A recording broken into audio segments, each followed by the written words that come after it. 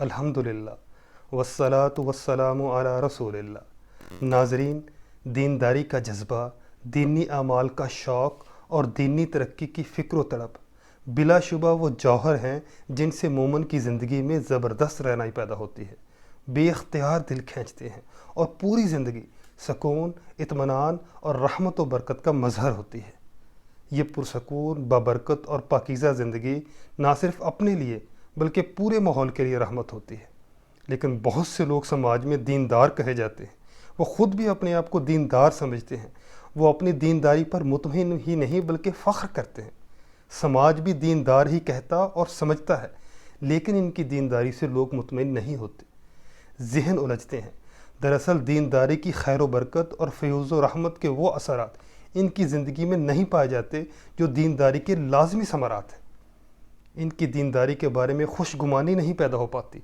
ان کی زندگیوں میں کوئی کشش اور رعنائی نظر نہیں آتی، نہ وہ خود اپنی زندگی میں کوئی سکون محسوس کرتے ہیں اور نہ دوسروں کو ان کی زندگی میں کوئی رحمت و برکت نظر آتی ہے۔ ذہن میں ایک خاموش سوال ابھرتا ہے کہ آخر ایسا کیوں ہے؟ وجہ دراصل یہ ہے کہ یہ لوگ دین کے تصور سے نا آشنا ہوتے ہیں، حقیقی دینداری سے نا واقف ہوتے ہیں اور چند اعمال یا چند دینی مظاہر کو وہ اصل دین سمجھتے ہیں، یا پھر زیادہ سے زیادہ ان چیزوں پر ان کے فکر و عمل کی پوری قوت صرف ہوتی ہے جو ان کی نظر میں دین کا حاصل اور اعلیٰ دینداری کا مظہر ہوتے ہیں۔ حالانکہ اس میں دین کے مزاج، دین کی فکر اور دین کی رہنمائی اور فیصلے کو بہت کم دخل ہوتا ہے۔ وہ خالص ان کے اپنے ذہن کا اور اپنے فکر کا خود ساختہ دینی عمل ہوتا ہے، اور قلوب میں اس کے لیے کوئی کشش، کوئی قدر و قیمت اور کوئی عزم و منزلت نہیں ابھرتی،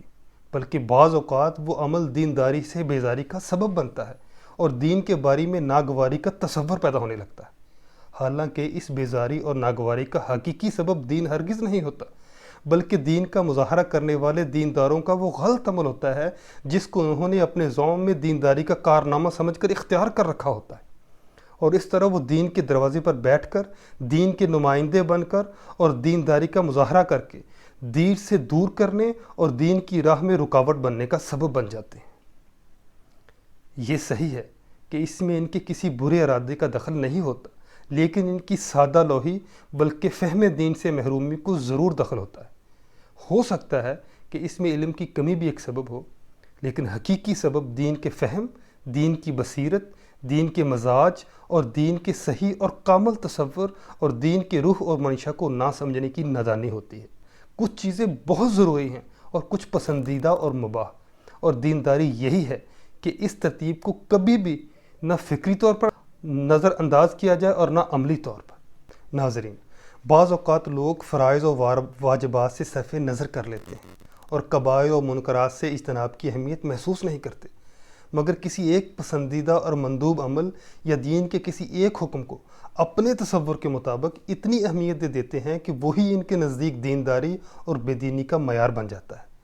ایسے لوگ خود کو بھی مطمئن کرنا اور رکھنا چاہتے ہیں کہ وہ دیندار ہیں اور دین کے تقاضے پورے کر رہے ہیں، اور دوسروں پر بھی یہ اثر ڈالنا چاہتے ہیں کہ سبحان اللہ، فلاں صاحب نے تو دین کا حق ادا کر دی۔ فار ایگزامپل، ایک شخص نے معصوم بچی کا روزہ رکھوایا۔ سخت گرمی کا موسم ہے، لو چل رہی ہے، گرمی کی شدت سے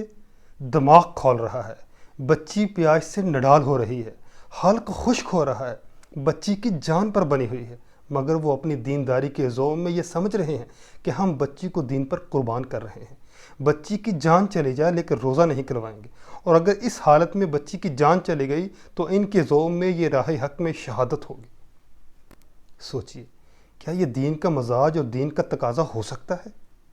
اپنی نادانی کو دینداری سمجھنا اور سمجھانا زبردست خود فریبی اور گمراہی ہے۔ نابالغ بچی پر تو روزہ فرض ہی نہیں ہے، اس لیے کہ وہ تو معصوم بچی ہے۔ اگر بالغ آدمی کی بھی جان کو خطرہ ہو تو اس کے لیے ضروری ہے کہ وہ روزہ کھول لے اور اپنی جان نہ کھوئے۔ فرض کیجئے کسی بستی میں آگ لگ گئی، مکان جل رہے ہیں، شعلے بھڑک رہے ہیں، بچوں اور عورتوں کی چیخیں نکل رہی ہیں، قیامت کا منظر ہے، اور آپ نماز نفل ادا کر رہے ہیں۔ نفل تو کیا، بے شک آپ نماز فرض ہی کیوں نہ پڑھ رہے ہوں، تو یہ دین کا تقاضا یہ نہیں کہ آپ اپنی نماز پوری کرنے میں لگے رہیں اور بے گناہ بچوں اور عورتوں کو یوں ہی جلنے دیں۔ بلکہ دین یہ ہے کہ آپ فوراً ہی نیت توڑ کر اور مقام حادثہ پر پہنچ کر ان آفت رسیدہ عورتوں اور بچوں کو آگ سے بچائیں۔ اگر کوئی شخص اس کے برخلاف بستی اور آگ سے صرف نظر کر کے نماز پڑھنے رہنے کو اعلیٰ دینداری قرار دیتا ہے تو وہ فکری گمراہی میں مبتلا ہے۔ یقیناً پردے کا حکم قرآن نے دیا ہے اور رسول کریم صلی اللہ علیہ وآلہ وسلم کے قول و عمل سے بھی اس کی تائید ہوتی ہے، لیکن اگر پردے کے اہتمام کی شکل یہ ہے کہ اگر ایک بچے کا سر پھٹ گیا ہے، خون بہہ رہا ہے اور خدا نخواستہ بچے کی جان جا سکتی ہے، لیکن گھر میں کوئی مرد نہیں ہے، خواتین ہی خواتین ہیں، اور خواتین کو یہ حکم ہے کہ کسی غیر مرد سے بات نہیں کر سکتی، بازار نہیں جا سکتی، مرد ڈاکٹر سے مریض کا معائنہ نہیں کرا سکتی، جبکہ بچہ سسک رہا ہے، خون کافی بہہ چکا ہے اور کچھ دیر اگر ڈاکٹر کی امداد نہ ملی تو جان پر بن سکتی ہے، لیکن گھر میں پردہ نشین خواتین ہی خواتین ہیں۔ کون لے جائے؟ کوئی پڑوسی بھی کیسے دخل دے؟ اس لیے کہ پڑوس سے بھی کوئی جائے گا تو وہ مرد ہی ہوگا، غیر مرد گھر میں کیسے داخل ہو؟ اس عمل کا جو بھیانک نتیجہ ہو سکتا ہے، اس کا اندازہ آپ کر سکتے ہیں۔ پردے کا یہ تصور اور مفہوم جسے دینداری کا اعلیٰ مظہر سمجھتے ہوئے اختیار کیا گیا ہے، یہ وہ پردہ نہیں ہے جس کا اسلام نے حکم دیا ہے اور جو اسلام کو مطلوب ہے۔ اسلام اعلیٰ درجہ بے بسی اور مفلوج ہو جانے کی تعلیم نہیں دیتا۔ اسلام سماج میں عورتوں کا مؤثر رول دیکھنا چاہتا ہے اور حالات کے لحاظ سے پردہ اور تحفظ کا حکم دیتا ہے، مگر ایسا ہرگز نہیں کہ عورتیں مرد سے بات بھی نہ کر سکیں، کسی مرد ڈاکٹر کو اپنے مریض کا حال بھی نہ بتا سکے، مریض پر جان کنی کی کیفیت ہو اور وہ اسے ڈاکٹر کے پاس نہ لے جا سکے۔ یہ اسلام کے پردے کا غلط مفہوم لیا گیا ہے، یہ خود ساختہ مفہوم ہے۔ یہ دینداری اسلام کی مطلوبہ دینداری نہیں ہے، بلکہ اپنی من پسند دینداری ہے۔ اس سے اپنی ذات اور اپنے متعلقین کو جو نقصان پہنچ سکتا ہے وہ تو اپنی جگہ ہے، خود اسلام کی بھی غلط نمائندگی اور غلط ترجمانی جو اس عمل کے ذریعے ہو رہی ہے، اس کا تدارک کیا ہوگا؟ آپ کے اس طرز عمل کو دیکھ کر آدمی اسلام کے بارے میں بدگمانی قائم کر سکتا ہے، اور آپ کے اس عمل سے اسلام کے بارے میں جو غلط تصور پیدا ہوگا، اس کی پوری ذمہ داری آپ کی ذات پر عائد ہوگی، اور یقیناً ایسے لوگ اپنے غلط طرز عمل سے اسلام کے بارے میں غلط تصور دینے کے مجرم قرار پائیں گے۔ دین کا صحیح تصور ہر مسلمان کی بنیادی ضرورت اور اہم ترین فریضہ ہے،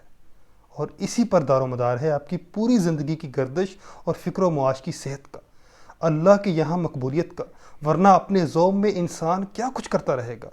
وہ دین کے خلاف چلتا رہے گا اور سمجھتا رہے گا کہ وہ دیندار ہے اور دین پر عمل کر رہا ہے۔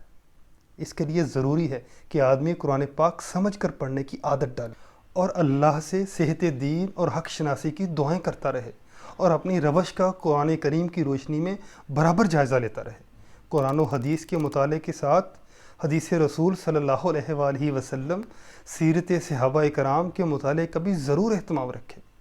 دین کے صحیح تصور کا سرچشمہ قرآن کریم اور رسول اللہ صلی اللہ علیہ وآلہ وسلم کی سیرت طیبہ ہے، اور قرآن و حدیث کے مطابق رسول پاک صلی اللہ علیہ وآلہ وسلم کی مبارک زندگی ہی ہمارے لیے اسوہ حسنہ ہے،